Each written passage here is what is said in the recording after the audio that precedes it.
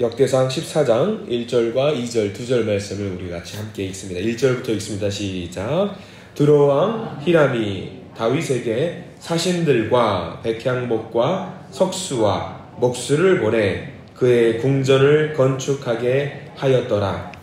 다윗이 여호와께서 자기를 이스라엘의 왕으로 삼으신 줄을 깨달았으니 이는 그의 백성 이스라엘을 위하여 그의 나라가 높이 들림을 받았음을 알미었더라. 아멘. 오늘 말씀 가운데 하나님의 크신 은혜를 있길 간절히 소망합니다. 우리 가슴에 손을 얹고 기도하는 마음으로 고백할까요? 하나님의 은혜가 지금 저에게 임하기를 기도합니다. 아멘. 우리 옆 사람 축복하면서 하나님의 은혜가 지금 여러분에게 임하기를 기도합니다. 아멘. 하나님의 은혜가 복된 은혜가 넘치는 소망의 하루가 되길 간절히 소망합니다. 아멘. 자, 우리 역대상 14장 말씀을 함께 보게 됩니다. 어제 우리 13장에서는 언약궤 사건, 베레스 우사 사건이 있었습니다.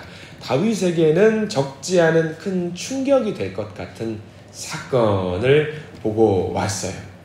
왕이 되고 난 다음에 제일 먼저 했던 일, 언약궤를 옮기는 계획을 세웠습니다. 사사시대부터 방치되었었던 언약궤, 법궤.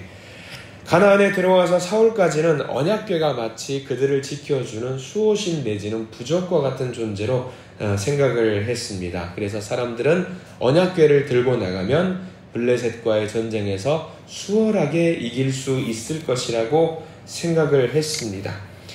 그러나 이스라엘 백성들은 언약궤를 들고 가서 어떻게 됐냐면 보기 좋게 대패했습니다. 그리고 언약궤도 뺏겼습니다.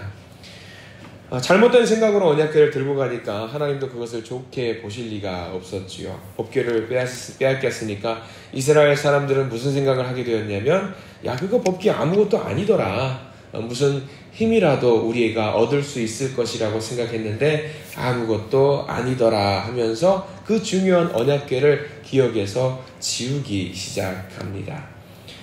그런데 이제 이 모습이 우리도 이럴 때가 많이 있습니다. 뭐 어떤 모습일까요? 우리가 하나님을 믿으면 뭔가 세상이 변화될 것 같은 생각을 할 때가 있습니다.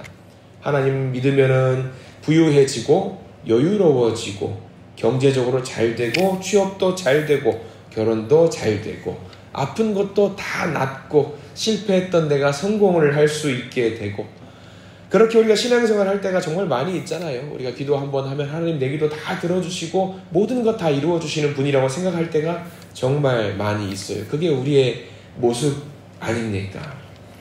이 언약궤의 모습을 보면서 우리도 우리의 믿음을 한번 점검해 볼 필요가 있을 것 같습니다. 우리에게 쓸모가 있고 우리에게 유용하고 유익하니까 하나님을 믿는 것은 아닌가?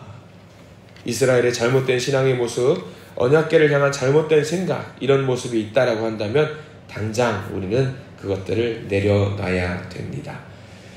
다윗도 처음에는 어쩌면 그런 생각을 했을지 몰라요. 그런데 그런 생각을 어느 정도 갖고 있었던 것 같아요. 우선적으로 예루살렘으로 언약궤를 가지고 오려고 했습니다. 그러나 보기 좋게 실패했습니다. 그러나 실수 한 번으로 다윗을 내치려고 하시는 하나님은 또 아니십니다. 내치려고 하시는 생각은 전혀 없으셨던 것 같아요. 14장 말씀을 통해서 명확하게 하나님이 어떤 생각을 갖고 있었는지 알게 됩니다. 어쩌면 14장 말씀을 우리는 보게 되면서 이런 생각을 하나님이 하셨겠다라는 추측을 하게 됩니다. 그래, 언약궤를 가지고 오려고 했던 그 마음은 내가 귀하게 보도록 하겠다라는 생각을 하셨던 것 같습니다. 오늘 14장 말씀이 굉장히 중요한 것은요, 이 14장 말씀을 통해서 다윗이 정말로 변화되는 모습이 드러나게 됩니다. 특히 어떻게 변하게 되냐면요, 우리가 1절과 2절 말씀을 보았습니다만 10절 보실까요? 10절 보면은 하나님이 다윗을 정말 예쁘게 이제 보게 되는 장면들이 등장을 합니다. 10절 말씀 같이 한번 읽어볼까요? 시작. 다윗이 하나님께 물어 이르되 내가 블레셋 사람들을 치러 올라가리이까 주께서 그들을 내 손에 넘기시겠나이까 하니 여호와께서 그에게 이르시되 올라가라 내가 그들을 내 손에 넘기리라 하신지라. 여기서 우리는 어떤 장면을 주목해야 될까요? 다윗이 하나님께 물어봅니다. 블레셋과 싸우러 갈까요? 말까요? 하나님 어떻게 하는 게 좋을까요? 라고 물어봅니다. 당연히 하나님께서 일러주신 대로 갔더니 전쟁에서 이기게 되는 상황이 조금씩 보여요. 그랬더니 여기서 끝내지 않고 14절 말씀 같이 한번 또 볼까요? 14절에 다윗이 또 어떻게 행동하냐면 이렇게 나와 있죠. 14절 같이 한번 읽어보겠습니다. 시작. 다윗이 또 하나님께 묻자온대 하나님이 이르시되 아주 올라가지 말고 그들 뒤로 돌아 뽕나무 숲을 맞은편에서 그들을 기습하되 라는 이야기가 나와요. 뭔가 변했어요. 다윗이 시시콜콜 모든 것들을 이제 하나님께 물어보기 시작합니다. 답을 얻기 시작하고요. 이 답을 얻은 대로 다윗이 행동을 하게 됩니다. 자, 이제 진짜 배기로 하나님을 경외하는 마음을 갖게 되는 것 같아요. 다윗이 좀 변했습니다. 어떻게 해서 이렇게 되었을까? 다윗이 왜 이렇게 달라졌을까? 그 말씀을 왜 달라졌는지 1절과 2절 우리가 읽었던 말씀에서 드러나게 됩니다. 13장 말씀까지 해가지고요. 다윗의 마음 상태는 쫄아있어요. 하나님 쫄아있어요. 하나님께 제대로 펀치를 얻어맞은 거거든요. 잔뜩 쫄아가지고 하니까 무슨 일을 하건 간에 이렇게 하는 게 맞나? 저렇게 하는 게 맞나? 이러다가 내가 또 하나님께 맞으면 어떡하나? 그런 생각이 들었던 거예요. 근데 하나님께서 놀라운 상황을 만들어 주시는 거죠. 저희 둘째 아이가 농구를 좋아해요. 운동을 좋아하는데 이제 농구를 배우러 갈 때에 주일날 오후 늦게 가고요. 월요일날도 오후 늦게 가는데 가끔 좀 걱정될 때가 있어요. 그 아이가 운동을 좋아해서 좀 나름 자식 자랑하는 거 아니에요? 오해하지 마십시오. 좀 운동을 잘해서 좀 그 선수반이라는 곳에 들어갔어요. 선수를 시키고 싶은 생각은 1도 없습니다. 선수반에 들어갔는데 그 선수반 특징이 있어요. 전에 아이가 어렸을 때도 축구를 할 때도 그랬고 농구를 할 때도 마찬가지인데 코치들이 되게 세요. 그러니까 취미반으로 하면은 하든지 말든지 그냥 아이가 놀아주는 건데 선수반 아이들은 조금 입장이 다른 것 같더라고요. 왜냐하면 아이들이 이걸 전공으로 하는 아이들도 있고 이제 진로로 삼는 아이들이 있으니까 이거를 우리가 공부하듯이 목숨 걸고 하지 않으면은 되게 혼나거든요. 그러니까 아이들을 가르치는 모습 보면서 되게 세게 막 욕만 안 했다 뿐이지 야 이거 되게 안쓰러워요. 보고 있으면. 이제 근데 그거를 어떻게 터치하지 못하는 거예요. 왜냐하면 선생님의 고유의 권한이기 때문에 터치하지 못하는 거예요. 근데 그렇게 가열차게 하다가 코치님이 어쩌다가 한 번씩 빙긋 웃어주고 야 잘한다 칭찬하면 아이들이 어떤 마음인지 아세요? 와 내가 진짜 잘하나 보다. 정말 열심히 해야 되겠구나 하면서 이게 제가 보기에 코치님의 당근과 채찍의 전략을 적절하게 잘 사용하는 것 같다는 생각이 드는 거예요. 그렇게 한번 치켜 세워주면은 이 아이가 힘이 나가지고 더 열심히 하는 그런 모습을 보일 때가 있는 거죠. 근데 다윗이 딱 그 모습 같은 거예요. 가열차게 그 전에는 굉장히 혼냈어요.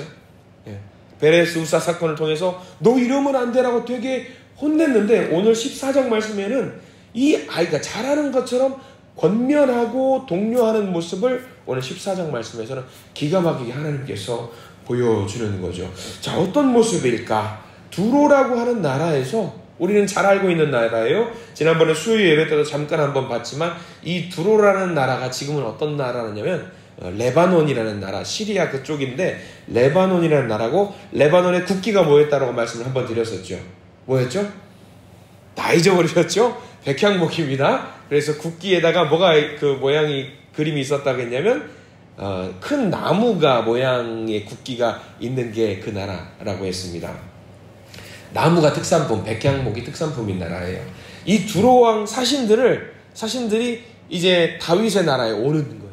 그리고 그냥 그 온 것이 아니라 어떤 온갖 좋은 것들을 같이 보내면서 석수들과 함께 목수들을 같이 보내면서 다윗 왕 열심히 했으면 좋겠다. 우리 이 고대 근동이 팔레스타인 땅에 왕다운 왕이 드디어 나온 것 같다라고 하면서 선물을 막 보내주고 하는 일이 생기는 거예요. 근데 다윗의 입장에는 조금 어안이 벙벙한 거예요. 왜냐하면 바로 전까지 베레스 우사 사건을 통해서 하나님께 대차게 한번 맞은 것 같거든요. 뿔이 죽어 있어요. 힘이 들어있어요. 내가 하는 게 맞나? 이렇게 고민을 하고 있는 상황입니다. 그런데 이 상황 속에서 무언가 다른 나라 사람들이, 다른 나라 왕들이 자기에게 조공을 바치기도 하고, 야, 대단하다라고 훌륭하다고 칭찬도 하는 거예요. 다윗 입장에서는 어안이 벙벙하면서 기도하는 거죠. 하나님, 제게 왜 이러시는 겁니까? 이렇게 하는 게 맞는 건지 모르겠습니다. 라고. 사람들이 막 자기 3만 명이나 동원해가지고 언약궤를 가져오려고 했는데 실패했어가지고 굉장히 뉴스거리가 되면서 자기는 실패한 왕이구나 생각을 할 수 있었는데, 이런 것들을 보고 사람들이 인정해 주는 거예요. 야, 다윗은 하나님을 경외하는 왕이야. 하나님을 신실하게 믿는 왕이야 하면서 다윗을 축혀 세워주는 거죠. 하나님이 자기를 축혀 세워주는 모습을 보면서, 아, 그래, 내가 하나님을 믿는 이 마음만큼은 하나님이 보시는구나. 방법은 잘못되었을지언정 하나님이 나를 위로하시는구나 하는 모습을 14장 말씀을 통해서 깨달아 알게 만들어 주시는 거죠. 그래서 보면은 15장 말씀 잠깐 보실래요? 15장에 여러분들 제목이 뭐라고 나와 있지요? 제목이 뭐라고 나와 있냐면, 성경마다 조금은 다를 수는 있겠지만 하나님의 궤를 옮길 준비를 한다라는 이야기가 나와 있어요. 재밌어요. 왜냐하면 13장에서도 언약궤를 옮기려고 했다가 실패했단 말이죠. 근데 이제 한 단계 건너서 15장에서는 이제 하나님의 궤를 또다시 한번 옮기려고 한단 말이에요. 14장은 그럼 뭐가 됩니까? 우리는 냉정하게 봐서 14장은 없어도 되네. 언약궤를 옮기려다 실패했으니까 다시 한번 의지를 다독여서 언약궤를 옮기려고 하네. 14장은 없어도 되는 거 아닌가? 아니죠. 굉장히 중요한 거죠. 왜? 15장에 옮길 수 있는 엄두를 못 냈을 텐데 14장 말씀을 통해서 옮길 수 있는 힘을 갖게 된 거예요. 이 힘을 누가 주셨냐? 하나님이 주신 거예요. 하나님이. 야, 너의 마음은 내가 볼게. 네 마음이 예쁘다라는 것을 내가 볼게. 나를 사랑하고 나를 경외하는 마음, 그 예쁜 마음을 내가 볼게 라고 하면서 14장 말씀을 통해서 다윗에게 힘을 주시는 거예요. 그래서 2절 말씀 우리 다시 한번 읽어보기를 원합니다. 14장 2절 말씀 우리 같이 한번 읽어볼까요? 14장 2절입니다. 시작. 다윗이 여호와께서 자기를 이스라엘의 왕으로 삼으신 줄을 깨달았으니 이는 그의 백성 이스라엘을 위하여 그의 나라가 높이 들림을 받았음을 알미였더라. 자, 거기 중요한 표현이 나오죠. 여호와께서 자기를 이스라엘의 왕으로 삼으신 줄을 깨달았으니, 이제 깨달은 거예요. 아, 방법은 내가 멋대로 하려고 했던 내 잘못이 있지만 하나님께서 큰 뜻을 가지고 나를 바르게 세우시려고 이 모든 일을 보여주셨구나라는 것을 깨달았던 거예요. 나를 위로하시는구나. 내가 믿고 있었던 이 열정, 잘못된 것이 아니었구나라는 것을 깨달아 알게 된 거죠. 다윗은 분명 한번 실패했어요. 넘어졌습니다. 그리고 모든 백성과 주변에 있는 나라 사람들이 그 실패를 지켜봤습니다. 우리도 그렇게 실패하고 넘어지면은 어떤 사람들은 그래요. 에이, 하나님은 없나 보다. 하나님은 존재하지 않는 분이구나. 넘어지거나 좌절할 때가 있습니다. 그러나 하나님을 진정으로 경외하고 섬기는 사람들을 두고 하나님은 절대로 포기하지 않으셔요. 내버려 두지 않으시고 다윗 같은 경우는 두로왕 히람을 통해서 위로를 주시고 지지하고 있다는 것을 보여주십니다. 오늘 이 말씀을 통해서 우리도 잘 깨달았으면 좋겠습니다. 하나님께서 여전히 우리를 주변에서 우리를 만지시면서 우리를 위로하고 있다는 사실을 잘 기억하시는 저와 여러분들이 되시기를 간절히 소망합니다. 우리 신앙생활 하면서 실수할 때 있습니다. 잘못할 때도 있습니다. 뭔가 이건 아닌 것 같다 싶을 때도 있습니다. 그런데 우리가 그때에도 여전히 변하지 않고 고백해야 되는 것, 내가 여전히 하나님을 사랑합니다. 내가 여전히 주님을 경외합니다. 이 마음만큼은 변하지 않으시는 저와 여러분들 되시기를 간절히 소망합니다. 그 마음을 하나님께서 아신다고 하셔요. 그래서 그 마음을 보시고 우리를 위로하시고 우리를 지지하신다고 하십니다.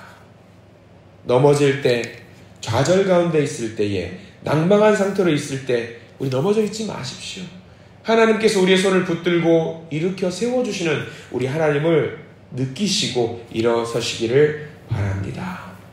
이 과정을 통해서 다윗은 하나님의 마음에 합한 사람이 되었습니다. 여러분들도 하나님의 마음에 합한 사람이 되시길 간절히 소망합니다. 이 말씀 의지해서 오늘 하루를 시작합니다. 나를 살리고자 하시는 하나님의 위로를 경험하시는 복된 하루가 되시기를 간절히 축원합니다. 기도하겠습니다. 주님, 하나님, 다윗은 온 국민을 통해서 동원해서 하나님의 궤를 옮기려고 했습니다.